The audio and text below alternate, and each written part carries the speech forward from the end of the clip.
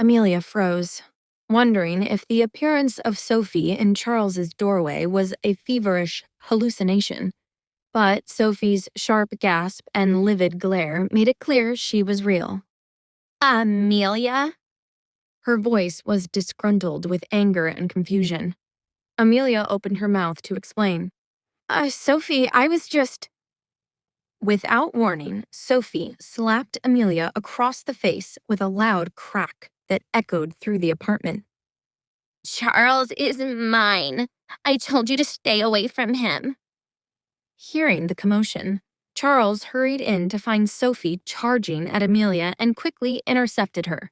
Sophie, calm down, please. You'll hurt yourself. Sophie shoved him off her. No, Charles. Why is she here? Worried her stress was bad for the baby, he reassured her. It's not what you think.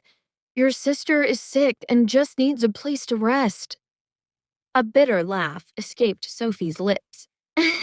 Sick? Don't you see she'll stop at nothing to have you? We're fucking engaged and she still wormed her way into our apartment? Charles looked at Amelia and saw her holding her pained cheek, now red and swollen. He went to her and examined the marks on her face, concerned. Are you okay? Amelia shook him off, feeling disoriented and overwhelmed in her sick state. Sophie couldn't believe what she was seeing. Why do you always go to her? He furrowed his brow in disappointment. She's your sister. How could you hit her like that? Sophie snapped. Because I won't let her break up our family. She held her hand to her belly and turned to Amelia with a cutting stare. I'm pregnant, Amelia. Charles and I are having a baby. As a mother yourself, would you be so evil as to come between me and the father of my child? Amelia's stomach dropped in shock, and she quickly turned to Charles, her voice weak. Charles, is that true? Pain and guilt flickered in his eyes. I'm sorry. I didn't want you to learn about it like this, but Sophie thought it best if we don't tell anyone until after the wedding. Sophie raised a vicious brow. You, of all people, know how ugly the rumors can get. Amelia grew nauseous as Charles's recent confession of love replayed in her mind. So this was why he was still with Sophie. He was trying to do the right thing. Why did this hurt so much? Seeing Amelia's complexion grow more pale, Charles wanted to give her space to rest, so he took Sophie by the hand, his tone coaxing. Sophie, why don't we go out and get some air? In your condition, you shouldn't be around Amelia while she's sick. Sophie gave him a cutting stare. Neither should you. Charles snuck Amelia an apologetic glance as he ushered Sophie out the door. He didn't think Sophie would show up tonight, unannounced, and felt a deep regret over what transpired. Left alone, Amelia staggered back to the bedroom and collapsed onto the bed as the room spun around her. Sophie is pregnant with Charles's baby? What a cruel irony. Amelia had let him go to free him back when she ended up pregnant, only for things to now turn out like this? Meanwhile, Javier and Victor were moving through the city in their search for Amelia. Victor had quietly activated his network of contacts to hunt her down. It was only a matter of time before they delivered results. Victor read the message on his screen and turned to Javier. They found her. Javier's focus shifted sharply from the window to Victor. Where? Victor handed over his phone. You should see for yourself. Javier's expression froze the moment he laid eyes on the image. It was security camera footage taken outside a hospital. In the image, Amelia was being held in Charles's arms, her delicate figure cradled like a bird. The two of them looked painfully close, intimate, as if they were a couple. Javier's eyes darkened. Do we have her current location? Victor nodded. I texted it to the driver. We're headed there now. Outside his apartment building, Charles stood on the sidewalk with Sophie, trying to calm her down, when an entire convoy of black vehicles pulled up beside them and parked. Men in black suits stepped out, their movements crisp and precise. Leading them was Javier, his black coat billowing behind him in the wind. Sophie muttered under her breath, What the? Why does the prince keep showing up everywhere? Charles was stunned by his new boss's arrival at his apartment. Good evening, Your Highness, he stammered. Are you here to see me? Javier's icy stare sent a chill through Charles. Victor, she's here? Victor confirmed. This was her last reported location. It suddenly dawned on Charles. You're here for Amelia? Javier spoke with authority. Mr. Dawson, would you take me to her? Sophie's jaw dropped. The prince? And Amelia? Again? Her burning envy returned. What was this effect her nobody sister had on these men? The prince was led through the small apartment where he found Amelia sitting up in bed. He was furious when he learned she fled from the house without telling him she'd fallen sick. And that fury doubled when he discovered she went to her ex, of all people, to care for her.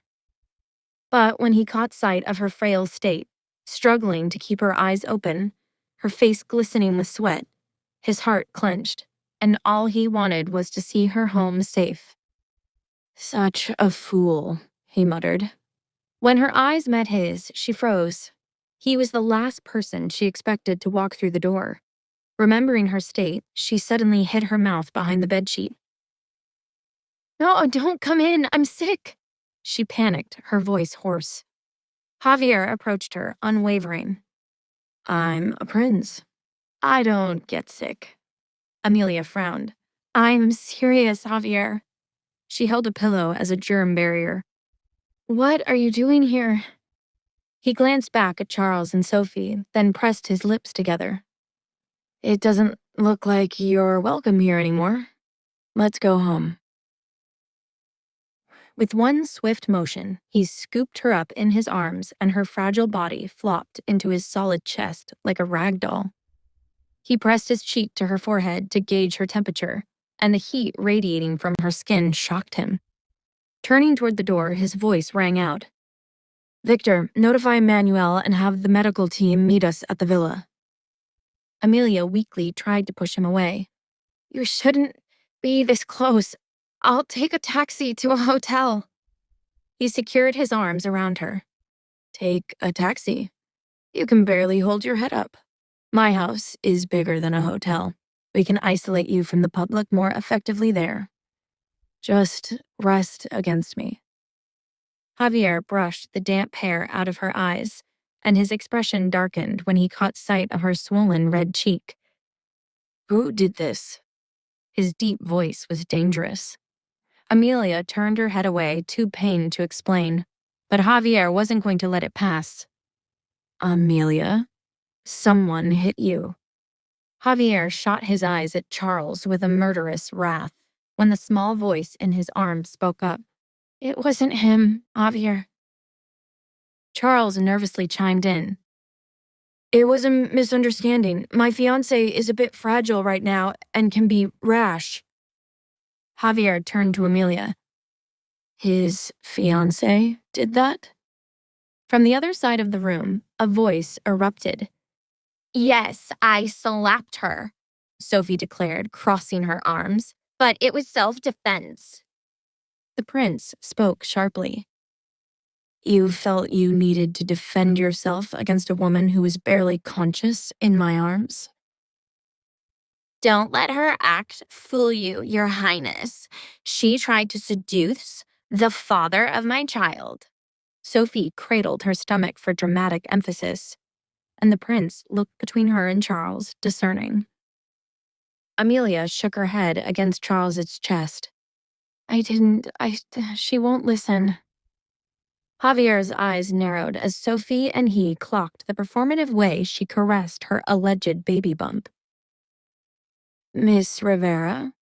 Once you've had time to reflect on your actions, you might find you owe Amelia an apology to foster good karma. Sophie scoffed. Your Highness, just who is my sister to you? Javier bypassed her question and turned to Charles. Mr. Dawson, thank you for showing me into your home, and congratulations on the news. Becoming a father is a great privilege. Certainly one that is not to be treated lightly, he added, glancing at Sophie on his way out. The prince carried Amelia to the car and placed her gently inside, then stepped away to make a private call. Dr. Marquez answered on the other end. Javi, I heard about Amelia. I'm sending my team now. Thank you, Manuel. I truly appreciate it. Listen, I'm actually calling you for a favor, and it's not exactly above board. Ha! This is why my mom says you're a bad influence on me. Javier ignored the cheeky comment. I have a suspicion about something, and I need your help looking into it. Do you have access to the blood samples taken from the quarantine's patients' close contacts? Yeah. We should have them in the lab. Manuel was intrigued. What could his friend possibly want with those? Javier paused, then spoke decisively. Good. Pull aside the sample belonging to Sophie Rivera. I want to run a pregnancy test on it. To find out what happens next, download the Pocket FM app in the next minute to get free access to all episodes of The Royal Accident for free.